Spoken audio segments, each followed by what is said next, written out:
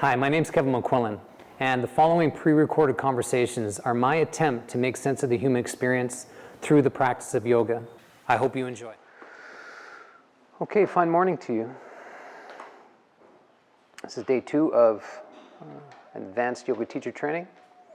Not all of you are participating in that, but you're participating in the practices, and that's great, and welcome. So we're going to shape the content for today, the focus of today. And the focus today is on vulnerability. A terrifying experience, vulnerability. And your interpretation of vulnerability matters. It absolutely does. And what you'll notice with this particular concept, you'll have a perspective that supports you being vulnerable and leads you into a particular outcome, and probably an outcome that you appreciate and like. And then a countering perspective. It sounds something like vulnerability is a bad idea and you should stop it as quickly as possible, and don't do it, it's too threatening. And these are the perspectives that we get to move back and forth, to and from, with when it comes to vulnerability. And so I want to lay out what interrupts vulnerability, and it's 2 particular emotions. There's going to be more, but 2 particular emotions: fear and shame. Fear and shame, 2 very prevalent emotions that we experience as human beings. Fear is like the illusion of your safety being threatened. That's one definition of fear. You know, your safety is being threatened, and sometimes that is not real. Sometimes we make those things up. You ever work yourself into a frenzy where you feel unsafe? Doesn't mean anything's real, but that's how we can work ourselves into a state of fear. We make up a bunch of stories and fairy tales and make things worse. We can do that. Shame is this experience, you'd say like emotional exposure in some ways to the experience of being flawed. Flawed, shame. You know, that we're unacceptable in some way, and how detrimental shame can be. The experience of it and how encapsulating it can be, shame, that I'm flawed, so best I not make efforts because I'll probably just screw it up anyways, go something like that. And so fear and shame have a way of unwinding vulnerability. And you could look at vulnerability as more emotional exposure. And it's more around the willingness to be seen, heard, and known, and taking that risk with people, which is no simple risk at times, especially if you're experiencing fear or shame. It's the last thing we want to do. It's like, forget it. I don't feel good about myself. I don't feel safe, so I am not going to take the risk and put myself out there in case I'm harmed, made fun of, rejected, embarrassed, humiliated, these things that are attached to fear and shame. And so there's some consequences attached to fear and shame, and I'll walk you through those, and there's some distinctions up on the board for you visual types. Stress and poor decisions that exploit the extremes. That's what fear and shame ultimately do. We can make some poor decisions based on fear and shame. That's the tendency. And those poor decisions exploit the extremes. And it's like, okay, what are the extremes? Well, life is a bunch of extremes. And you could say, okay, I'm going to listen. I'm not going to listen. Those are extremes. I'm going to say a lot. I'm going to say nothing. Those are extremes. I'm going to overeat. I'm going to undereat. I'm going to overexercise, underexercise. I'm going to oversleep, undersleep. All of these things that we play out in the extremes. And so our poor decision making based on fear and shame can exploit the extremes. And so we're living out in the extremes. There's an absence of balance, and there's some heavy consequences attached to that. Each poor decision is an indication of how useless I am. That is a steep perspective. That each poor decision I make is just an indication and evidence that I'm a useless individual. And the idea is to relate to this conversation. You've been here before. You've been on the edge of this conversation, no question. Because I'm so useless, I deserve to be punished. Punished. And we're amazing at punishing ourselves. That's how we can move out into the extremes. You said something stupid, you did something stupid, you don't deserve to be loved. You overate, now I'm going to punish you with running a marathon. I don't know. However you punish yourself. And there's going to be many ways that you punish yourself. And poor decisions move us out in the extremes, where we're making even more poor decisions, where we have this perspective that we're useless. That can happen. Shame encompasses that. And we have a way of berating ourselves. One way that we do that is through language. If you ever stop and pause really and listen to yourself and how you speak to yourself, you'll get a good sense of the punisher that you are and the brutality that you have in treating yourself. And if that's the conversation you're having, just imagine how that manifests into emotions and then behaviors. It's intense. And out in the extremes, we can do very strange things to ourselves. Starve ourselves to death. Drop substances into ourselves to death. Cut ourselves. I don't know, all sorts of different things. I'll keep myself small and cowardice in an effort to hide my inadequacies. And we can do that. We can hide ourselves in plain sight. It's very strange. As we move with people in our families, in our work environments, in our romantic relationships, all of it, we can hide right in plain sight. It's fascinating how we can do that. And that would be a good question to ask yourself. How do I hide in plain sight? And what you'll notice is there's some strategies you have to hide in plain sight. And what that's attached to. And it's attached to this conversation for sure. That you're hiding something about yourself that you don't want others to see. And how detrimental that can be, certainly in relationship. And if you expand that out, it's very strange. Because what you'll start to notice is the people that you're closest to don't really know you. They know parts of you, but they don't really know you fully. And then you can say, well, is anybody going to ever know me fully? And it's like, of course not. But we can hold ourselves back and only show certain parts of ourselves that we want to present. The proclivity to remain unacceptable and deadened. I choose to remain unacceptable and I'll hide myself because I am so unacceptable. I'm full of inadequacies and people won't accept me anyways, so best I hide myself.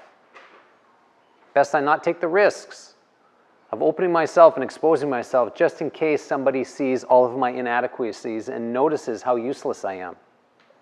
And so no thank you. I choose not to do that.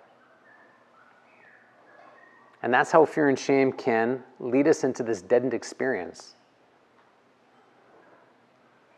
Having a place like this for the last 12 years, I've seen all sorts of people come through these doors and all sorts of characters. And some people walk through these doors like they're the Walking Dead. The Walking Dead. There's very little life attached to them. They're suppressed, heavy, weighted. And it's associated with this conversation in some ways. They don't have much to pull on because there's not much there. Which is tough. It's a tough way to live the life, and especially a good life.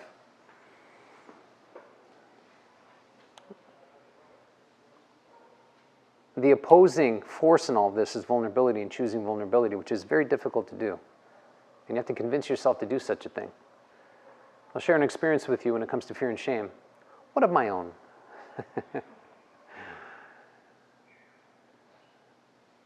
When I look back at how I grew up in the family dynamic and some of the practices the family had, and some of the practices my parents passed down to me and my sisters, they're associated with fear and shame.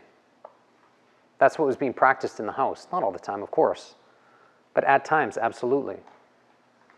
One of the ways fear was passed on to us was through the practice of having any meaningful conversations behind closed doors. So there's an element of secrecy, is one way of putting it. That anything meaningful in the family was always discussed behind closed doors, where we were excluded from those conversations. And so we didn't get to hear anything that was like real life in some ways, and how to confront challenges and work through challenges. Those conversations were not happening. So what was happening was fear was present in the household. And the secrecy was so prevalent. I didn't notice it then, obviously, because I was little me, trying to figure this thing out. Like, what's going on? Oh, they're behind closed doors again. It must be something that's important. And there was that experience of feeling excluded. And it also produced this experience of shame, because me as an individual, but us as a family, were under-equipped. We weren't a family unit. We're split, broken in some ways, not trying to figure out family matters together. And I carried those practices, and I still do, in a whole host of different ways. They're so ingrained in me. And the secrecy has been, feel some emotions coming up. How much the secrecy has cost me in my life. I'm a very secretive, in some ways, individual. And it's a practice that was passed on to me in the family dynamic. And there's an element of mistrust in that don't trust other people. That was one of the messages. And that's something I have to confront often, is my lack of trust of other people. Because if I attempt to share myself with people, most likely it's going to be used against me to hurt me. And I have lots of evidence to support that in my life, because it's happened many times over. And I imagine that's true for you in various different ways as well. And so that's how fear and shame played out in my upbringing, was there's the secrecy, and then ultimately left feeling unequipped. Unequipped to handle serious issues. And that's been difficult for me in my life in a whole host of different ways, because of the tendencies to be secretive, not let people in, and what I was challenged with was dealing with things on my own, which is not a good idea, because I only know what I know, and it's not that much. And so dealing with complex issues, we need support at times, not all the time, but certainly at times. And so that's been a detrimental practice that I've had, and how fear and shame have coincided or worked off of each other in various different ways. And the consequence is I was not vulnerable. There's no practice around it. I saw no value in being vulnerable because it wasn't established in the household. It wasn't taught in various different ways. And so it's been a practice for me in a whole host of different ways of attempting to expose myself to other people, which is a weird thing to say out loud, but it's like this emotional exposure. It's like putting myself out there in various different ways and seeing what happens. And over the years, I've been building out this other experience where, wow, people are actually trustworthy. They can actually be with me and support me, and there's value here. And I like it. I can establish a whole other practice with people, and I feel better as a consequence. Of course, not all the time, but more often than what I was experiencing before. And that's been like this grinding experience in various different ways, like trying to pull myself out of a place that I don't want to be. But I was only willing to do that by seeing how detrimental that posture was, that place was, of fear and shame, and how much it was costing me, especially over a span of time.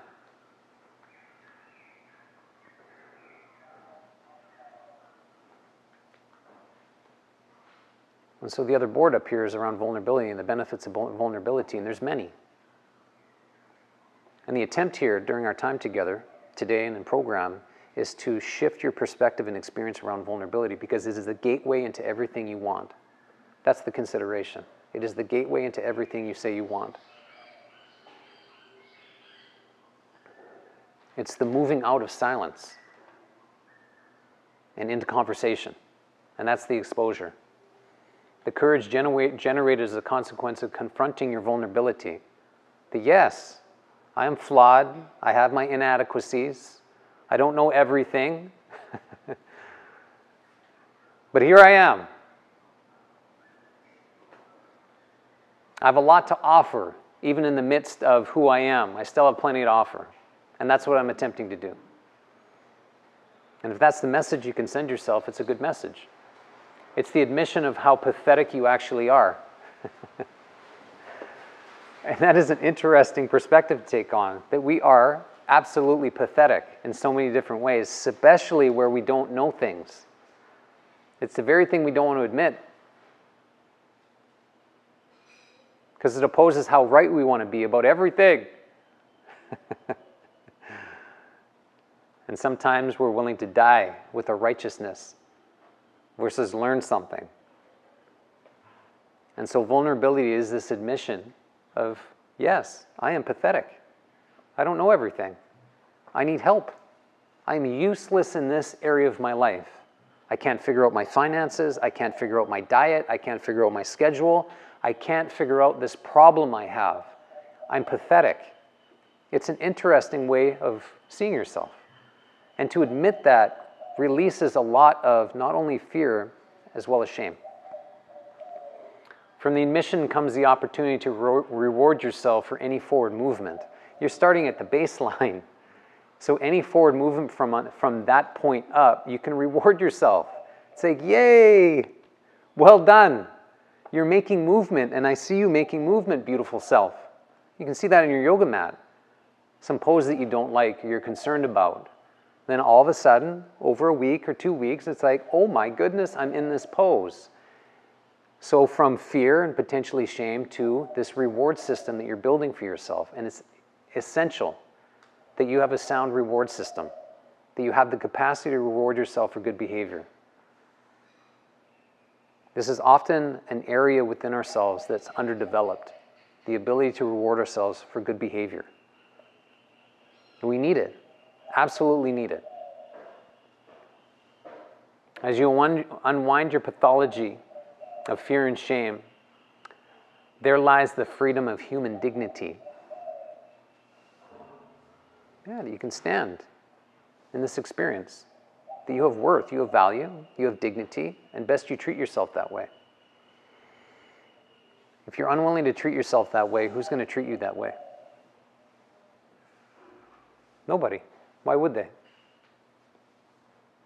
And how important it is to have that posture, that experience, that space for you, that you're holding yourself to this particular edge, that I have value, I have worth, and best you treat me that way.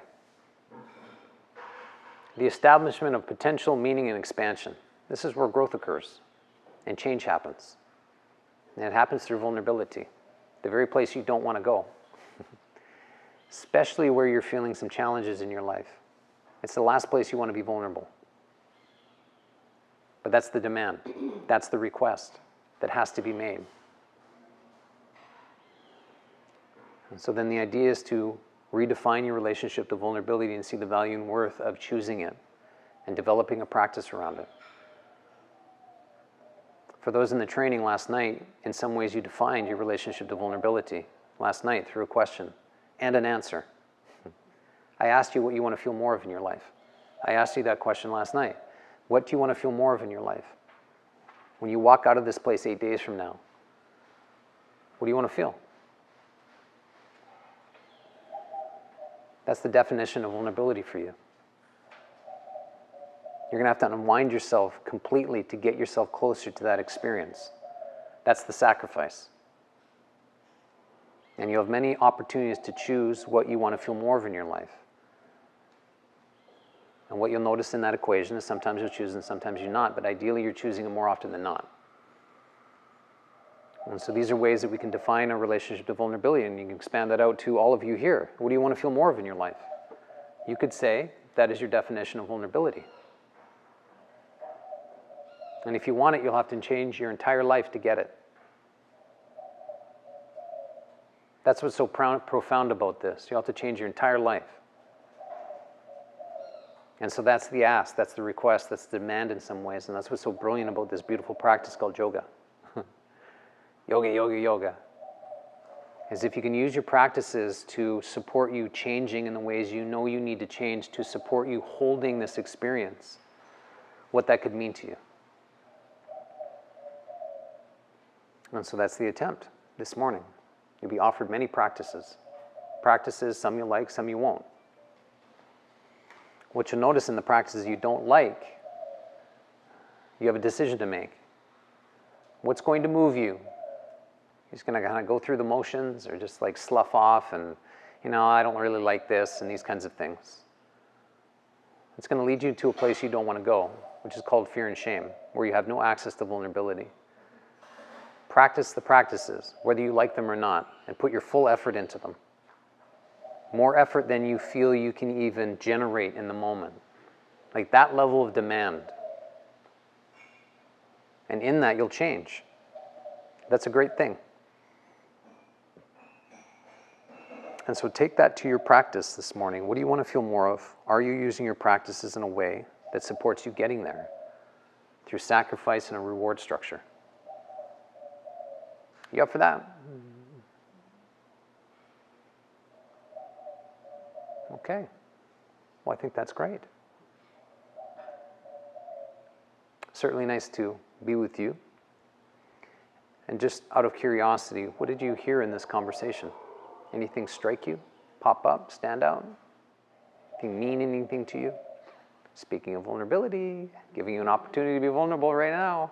I'm so sneaky. How hard it is. Yes, absolutely. Well said. It's a strange thing to admit, right? It's like, yeah, I've been hiding. I'm good at it. Yeah, and I'm good at it, and I don't want to give it up. That's what's so fascinating. It's like, why would we give up something we're so good at that gets us something? So well said. I like that. So as you move into practice, do not tolerate hiding. Push yourself out of that. That's the exposure. That's the vulnerability. Give up all your tactics. Games, cloaks, costumes, give them all up. Do that in your practice. That's the calling. Yes, invitation to freedom. Absolutely. Yeah, thanks for that. And that requires great effort. Absolutely. So let that be the case this morning. You put in a great effort. All right. You beautiful beings, we're going to move into practice. We will.